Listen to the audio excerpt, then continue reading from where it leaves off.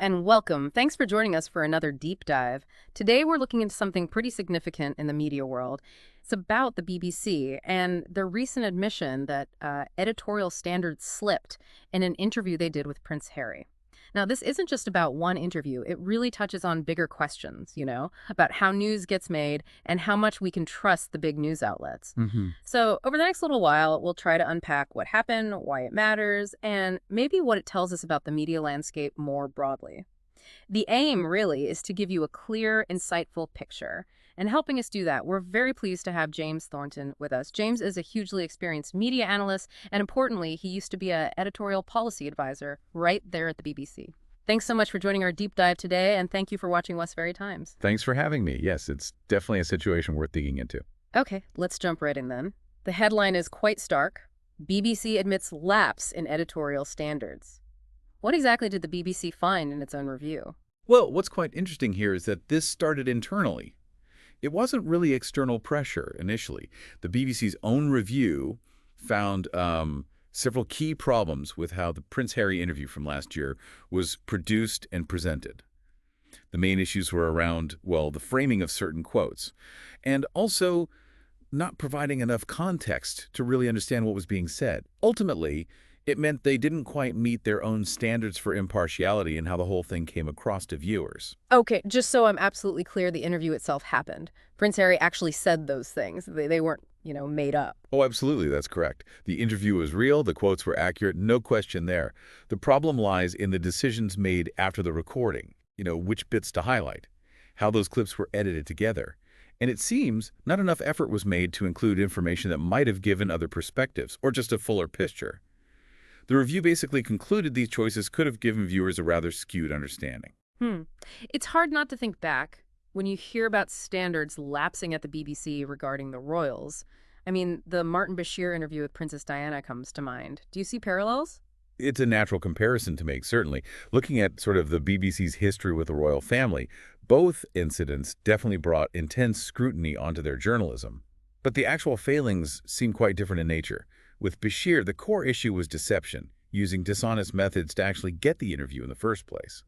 This time, it seems more focused on the editorial handling after the interview was done. Issues of maybe biased framing, lack of context, rather than outright deception to secure access. Right. That's a really important distinction. And you can imagine the BBC would be hypersensitive to any hint of problems now after Bashir. Exactly. The damage to their reputation from the Bashir scandal was huge, and it lasted.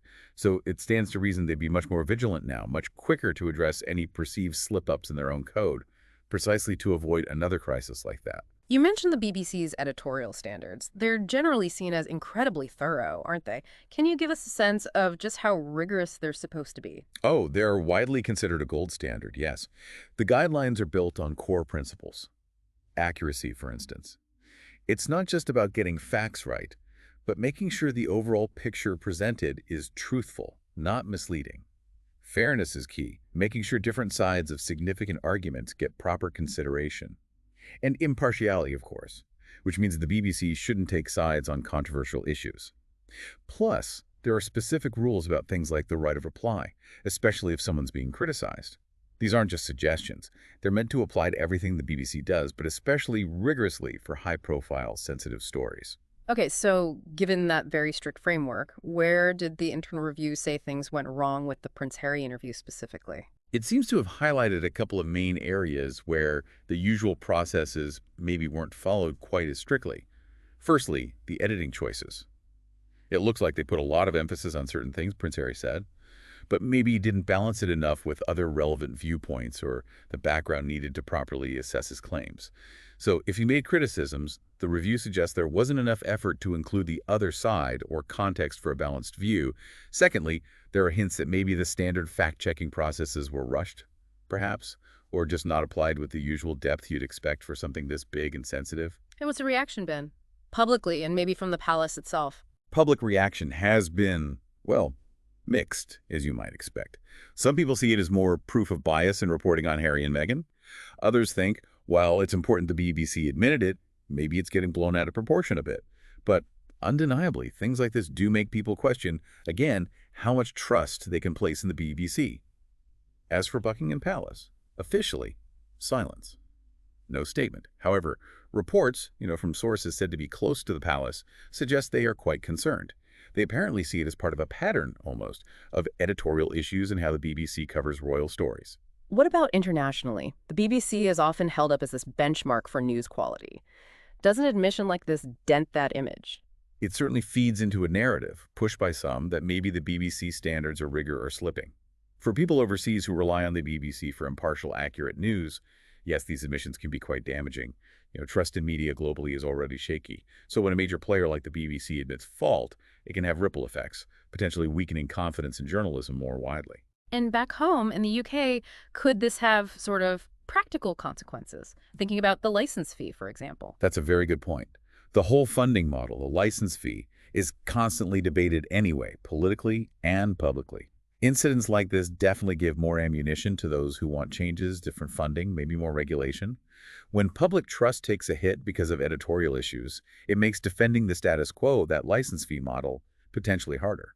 This feels like it's about more than just this one interview or even just the BBC. Does it point to wider trends in the media today? I think it absolutely does. You can see this situation as maybe a symptom of broader pressures across the whole media landscape. Even respected public broadcasters like the BBC are in a fiercely competitive market now. There's huge pressure to get eyeballs, to keep audiences engaged.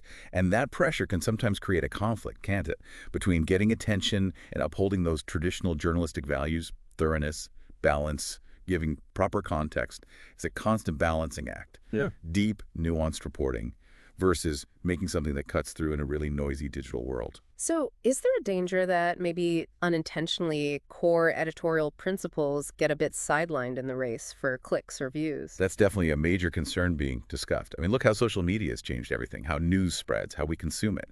It's arguably blurred the line sometimes between serious journalism and, well, entertainment.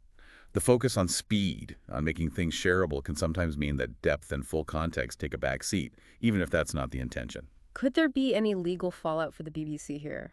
Or is it Wow. mainly about reputation and public trust? Direct legal action seems unlikely in this specific case, unless maybe the royal family filed a formal complaint, which they haven't. However, Ofcom, the UK regulator, has apparently received public complaints about the interview. So they could decide to investigate whether the BBC actually breached broadcasting codes. So maybe not court cases, but regulatory oversight and public accountability are certainly in play.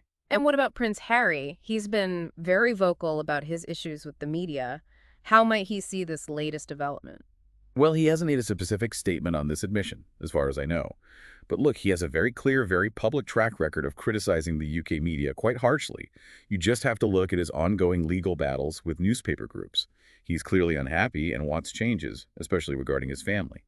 So given all that, it seems pretty likely he'd view this BBC admission as, well, more evidence supporting the points he's been making all along. And does something like this just further damage any trust that might have lingered between him and the BBC?